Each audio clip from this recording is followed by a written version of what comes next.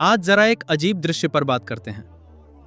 25 दिसंबर को अगर कोई व्यक्ति तुलसी पूजन को बुद्धि का दिवालियापन कह दे, नहीं, हम बुद्धि का दिवालियापन मानते हैं इसको।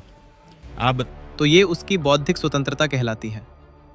लेकिन जब वही व्यक्ति संगम जाने के लिए पैदल चलने से मना कर दे और कहे नहीं, मैं तो पालकी में ही जाऊंगा, तो उसे क्या कहा जाए? प्रशासन कहता है महाराज, सुरक्षा और भीड़ के कारण पैदल जाइए, पर महाराज कहते हैं नहीं, पालकी ही चाहिए। और जब पालकी नहीं मिली तो धरना। वाह, ये कैसा वैराग्य है जिसमें पैरों से चलना अपमान और पालकी में बैठना अधिकार बन जाता है। जरा वीडियो देखिए। प्रशासन और आला अधिकारियों की सफाई के बाद भी ये लड़ाई थमती नहीं दिख रही है, क्योंकि विवाद के बाद से शंकराचार्य अभिमुक्तेश्वर आनंद अनशन पर डटे हुए हैं। प्रशासन से माफी और सम्मान के साथ संगम स्नान कराने की मांग कर रहे हैं। शंकराचार्य अभिमुक्तेश्वर आनंद की नाराजगी और अनशन के बीच इस मुद्दे पर सियासत भी शुरू हो गई है। हम लोगों ने सिर्फ इतनी रिक्वेस्ट करी थी कि जो व्यवस्था है उसको आप मेंटेन करें और पैदल जाके अपना स्नान कर लीजिए, लेकिन वो उसके लिए तैयार नहीं हुए। और अब जरा स्मृति ताजा करते हैं। ये वही व्यक्ति हैं जिनसे एक पत्रकार ने पूछा था, जब संत श्री आशाराम जी बापू को बिना अपराध सिद्ध हुए वर्षों तक जेल में रखा गया, तब क्या ये अन्याय नहीं था? तब इनका जवाब क्या मिला पता है? पत्रकार को डांट, झिड़की और यह वाक्य प्रशासन ने जो किया सही किया। उस दिन प्रशासन भगवान था, कानून पूर्ण सत्य था और सवाल पूछना अपराध। लेकिन आज वही प्रशासन अगर इनके रास्ते में खड़ा हो जाए और इनको शंकराचार्य मानने से ही मना कर दे तो पीड़ा हो जाती है।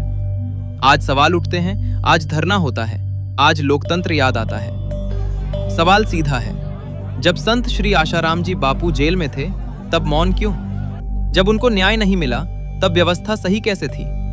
और जब अपनी बारी आई तब अचानक पीड़ा क्यों? और फिर एक और बात, अपने बारे में कहा जाता है कि मेरी जान को खतरा है, मैं सच बोलता हूँ इसलिए लोग मेरे दुश्मन हैं। महाराज जी, किन कारणों के चलते ये सब? सच बोलने के चलते। सच बोलने के चलते? हाँ, हमने सच बोल दिया था जी, उसका परिणाम। याद रहे, जब 2004 में दिवाली के दिन शंकराचार्य को गिरफ्तार किया गया था, तब सबसे पहले धरने पर बैठने वाले संत श्री आशाराम जी बापू थे। शंकराचार्य की रिहाई की मांग पर अन्न जल छोड़ने वाले संत श्री आशाराम जी बापू थे।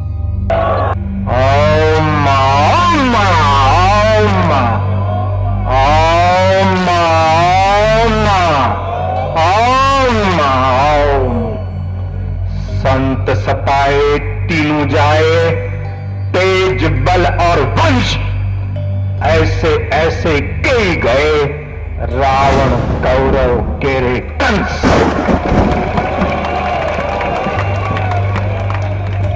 एक महापुरुष की पीड़ा से हजारों हजारों साधु पीड़ा सहते नंगे पैर दिल्ली की सड़कों पे आए, धूप में घाम में तप रहे। ये पाप किनके सिर पर जाएगा? ये करोड़ों करोड़ों हिंदुओं की आहें किनके जिम्मे जाएगी?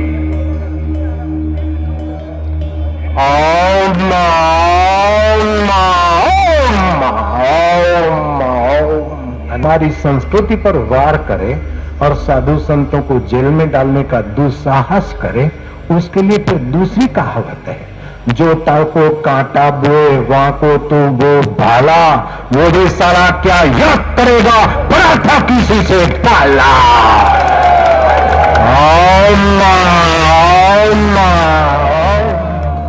साध्वी प्रज्ञा के लिए आवाज उठाने वाले परम पूज्य संत श्री आशाराम जी बापू थे।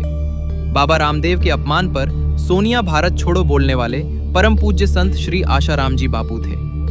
14 फरवरी को मातृ पितृ पूजन दिवस की शुरुआत करने वाले संत श्री आशाराम जी बापू थे। विवेकानंद जी के बाद भारतीय संस्कृति का पूरे विश्व में महिमा उजागर करने वाले संत श्री आशाराम जी बापू थे।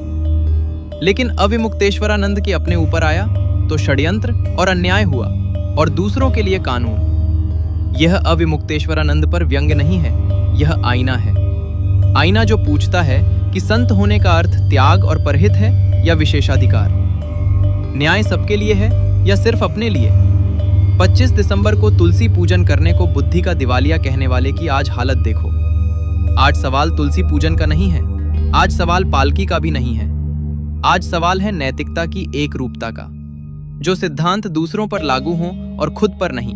उन्हें सिद्धांत नहीं, कुछ और कहते हैं। अब आइए वो वीडियो भी देखते हैं जब पत्रकार ने कहा कि धर्मांतरण पर बोलने में मुखर थे आशाराम जी बापू। तब इस शंकराचार्य अविमुक्तेश्वरानंद ने क्या कहा था? जब आसाराम बापू जी को एक आरोप में पकड़ा गया था तो उनके समर्थक और कई सारे समाज के लोग कह रहे थे कि उनके ऊपर, क्योंकि ये बहुत ज्यादा मुखर थे धर्मांतरण को लेकर के, और एक नहीं, इससे पहले भी कांचीपुरम के शंकराचार्य पर भी, जो भी धर्मांतरण के खिलाफ जो विरुद्ध जो खड़े हुए, उन पर गाज गिरी, उनको जेल भेजा गया, उनको तरह तरह के प्रपंच मतलब ये है कि आप ये कहना चाहते हैं कि कोर्ट में जो उनके ऊपर आरोप लगा था उसकी जो प्रोसीडिंग चली वो सब गलत थी? नहीं, मैं नहीं कहा। उनके ऊपर जो आरोप लगाए गए और बाद में प्रोसीडिंग चलाने के बाद जिनको सही माना गया, वो सारी प्रोसीडिंग, वो सारी कहानी गलत थी।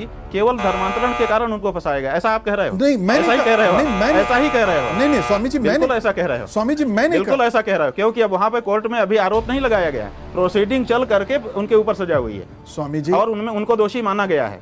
तो इसका मतलब कोर्ट की प्रोसीडिंग जो थी वो झूठी थी। ये आप शुरू में ये अर्थ निकाल सकते थे जब आरोप लगा था। जब प्रोसीडिंग चल करके उनको सजा हो गई तब ये अवधारणा नहीं निकाल सकते। स्वामी जी, अगर निकाल रहे हो तो आप गलत कर रहे हो। नहीं स्वामी जी, आज तो फैसला हो गया, आजीवन कारावास हो गया ना। जी, फैसला हो गया ना। इसका मतलब क्या है? इसका मतलब है कि वो जो आरोप लगाया था वो सही था। अब तो विचार होकर जी, बिल्कुल है ना, बिल्कुल। तो इसलिए हम सभी अदालत के साथ हैं। अब आप ये नहीं कह सकते उस कारण से ये हुआ।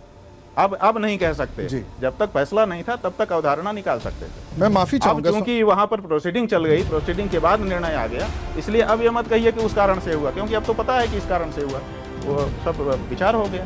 नहीं, मेरा करबद्ध प्रार्थना है आपसे, मेरा कहने का तात्पर्य ये था कि जो उनके समर्थक लोग हैं वो ऐसा कहते भाई, वो शुरू में कह रहे थे। देखिए, जो समर्थक थे उनको भरोसा नहीं हो रहा था कि ऐसा बापूजी कैसे कर सकते हैं, या कोई भी संत महंत कैसे कर सकता है। तो वो कहेगा, कोई भी कहेगा, हमको भी अगर कोई कहेगा किसी के बारे में तो हम कैसे एकदम से मान लेंगे, क्योंकि हमारे मन में उसकी छवि दूसरी है।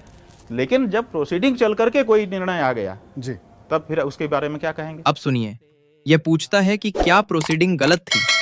हाँ, बिल्कुल गलत थी और है।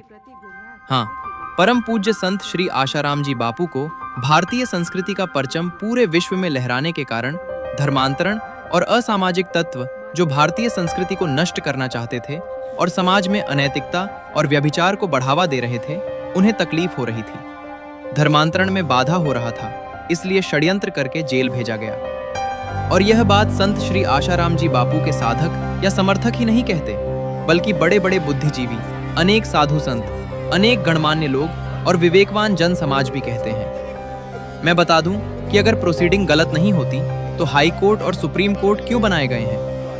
दोबारा अपील का अधिकार ही क्यों होता है? और ये होने के बाद भी इसी देश में कितने ही लोग आजीवन कारावास काटने के बाद निर्दोष घोषित हुए। कितने ही लोग फ्रॉड, हत्या, बलात्कार जैसे मामलों में सजा पा गए और बाद में कोर्ट ने कहा गलती हो गई। स्पष्ट मानना है वो झूठा केस है, वो फर्जी केस है। आसाराम बापू को क्या धर्मांतरण रोकने की सजा मिल रही है? संत श्री आशाराम जी बापू को एक लड़की के झूठे आरोप की वजह से अरेस्ट किया गया था। बापूजी अरेस्ट क्या हुए, जनमानस को बापूजी के प्रति गुमराह करने के लिए कोई कसर नहीं छोड़ी गई थी। दुनिया की बेटियां सड़कों पर उतर आईं और धर्म, संस्कृति, मानवता, परिवारों को बचाने की कोशिश में लगे आत्मवेता संत श्री आशाराम जी बापू के समर्थन में शांति पूर्वक रैलियां की, धरने प्रदर्शन किए, अपने अपने इलाकों में प्रशासनिक अधिकारियों को ज्ञापन सौंपे। न दिन देखा न रात, सर्दी गर्मी बरसात की परवाह किए बिना बापूजी निर्दोष हैं के नारों की पट्टियां लिए सड़कों पर उतर आईं। तो क्या न्याय प्रणाली पर सवाल उठाना अपराध है, या सिर्फ तब अपराध है जब अपने पर आए? ये बोलता है कि समाज और समर्थक पहले नहीं बोलते थे। अरे मूर्खों के शिरोमणि, धृतराष्ट्र के जैसे अंधा है क्या? बोलता है कि समाज और समर्थक पहले बोलते थे, अभी कोई नहीं बोलता है। अरे मूर्खों के शिरोमणि, धृतराष्ट्र के जैसे अंधा है क्या? तुम्हें ये साधक नहीं दिखते? कौन सी दुनिया में रहता बे? पहले भी बोलते थे। 2013 में जब गिरफ्तार किया गया था, 2015 में भी बोलते रहे, 2018 में भी समाज बोलता था जब बिकाऊ जज और मीडिया के चलते सजा सुनाई गई। 2019 में भी बोलते रहे, 2020 में भी बोलते रहे, 2024 में भी बोलते रहे और 2026 में भी बोलते हैं। और इतिहास लिखा जाएगा।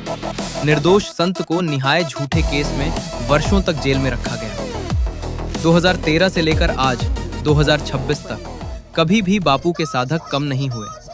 आज भी बोलते हैं बापू निर्दोष हैं और एक दिन जरूर आएगा कि ये आदमी भी गुरु महाराज के चरणों में माफी मांगता दिखेगा। जो भी साधक ये वीडियो देख रहे हैं और देखेंगे, अगर उन्होंने परम पूज्य संत श्री आशाराम जी बापू को गुरु माना है और सच में फायदा हुआ है तो कमेंट में अपने अनुभव के साथ लिखिए। परम पूज्य संत श्री आशाराम जी बापू निर्दोष है, कमेंट की बौछार कर दीजिए, लाइक और शेयर कीजिए ताकि इस धृतराष्ट्र संकटाचार्य को भी पता चले बापू के दीवाने बहकाए नहीं जाते, कदम रखते आगे तो वापस लौटाए नहीं जाते। हरिओम हरिओम ओम ओम। और सच में अगर अविमुक्तेश्वरानंद जी के साथ अभी संगम में गलत हुआ है, अन्याय हुआ है, तो हम निश्चित रूप से आवाज उठाएंगे और उनका समर्थन करेंगे। मेरी बातों से अगर अविमुक्तेश्वरानंद जी को बुरा लगा हो या कोई बात गलत कही गई हो तो मैं सभी शंकराचार्यों से और सभी दर्शकों के हृदय में बसे भगवान शंकर से क्षमा भी मांगता हूँ और भगवान शंकर अविमुक्तेश्वरानंद को सद्बुद्धि दें, ऐसी प्रार्थना भी करता हूँ ताकि करुणा सिंधु परम पूज्य संत श्री आशाराम जी बापू को पहचान पाए। हमारा चैनल सभी सच्चे साधु संतों और महापुरुषों का आदर करता है। इस वीडियो और हमारे चैनल का उद्देश्य किसी का अपमान नहीं, बल्कि सनातन धर्म की शास्त्रार्थ परंपरा को जीवित रखना है। साक्षात भगवान शंकर के अवतार जगत गुरु शंकराचार्य की जय। आपने जिस प्रकार सनातन धर्म को पुनः स्थापित किया, वैसे ही आज परम पूज्य संत श्री आशाराम जी बापू भारत को विश्व गुरु बनाने के संकल्प के साथ सनातन संस्कृति को पुनः पुष्ट कर रहे हैं। ऐसे ब्रह्मज्ञानी संत श्री आशाराम जी बापू की जय। जय सनातन संस्कृति, जय जगत गुरु शंकराचार्य, जय शंकर स्वामी। परामृतात् परिमुच्यन्ति सर्वे धरम्पि पापं परमेष्म भूतं यत्पुण्डरीकं पुरमध्यगुंस्थं पुष्पवान् प्रजावान् पशुमान् भवति य एवं वेद योपामायतनम्।